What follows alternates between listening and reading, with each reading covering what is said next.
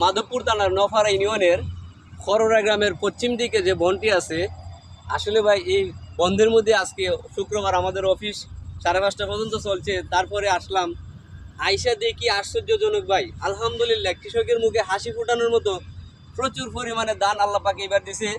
দেখেন প্রচুর ধান হয়েছে। আসলে আমি অনেক দিন পরে আসছি এই জমিতে, এই জমিগুলো দেখে কিন্তু মানে আমি আশ্চর্য হয়েছি যে আসলে কৃষক যে পরিশ্রম করছে, এই পরিশ্রমের বেনিফিটটা কিন্তু আল্লাহ পাক দিছে। দেখুন এই জমিতে কিন্তু প্রচুর পরিমাণে ধান হয়েছে।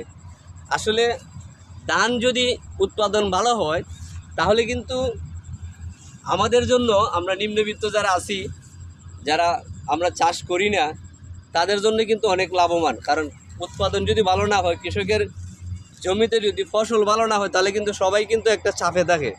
যাক দেখুন কত সুন্দর কিন্তু এই ফসলের জমিগুলোতে কিন্তু সোনালি ধান।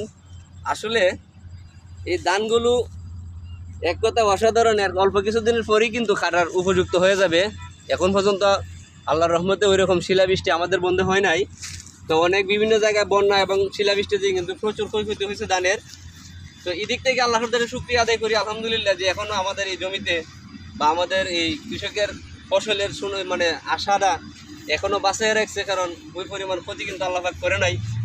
তাই যারা কৃষককে ভালোবাসেন, দেশকে ভালোবাসেন এবং কৃষকের যে কাজগুলি মাঠে কাজ করতে ভালোবাসেন, এই প্রকৃত যে আসলে প্রকৃত যে একটা ধান উৎপাদনের যে একটা চাষাবাদ, এই কাজটা যারা ভালোবাসেন এবং লাইক করেন, অবশ্যই তারা এই ভিডিওটিতে ভালো একটি কমেন্ট করবেন এবং আরও মানুষের কাছে ছড়িয়ে দেওয়ার চেষ্টা করবেন। ধন্যবাদ সবাই।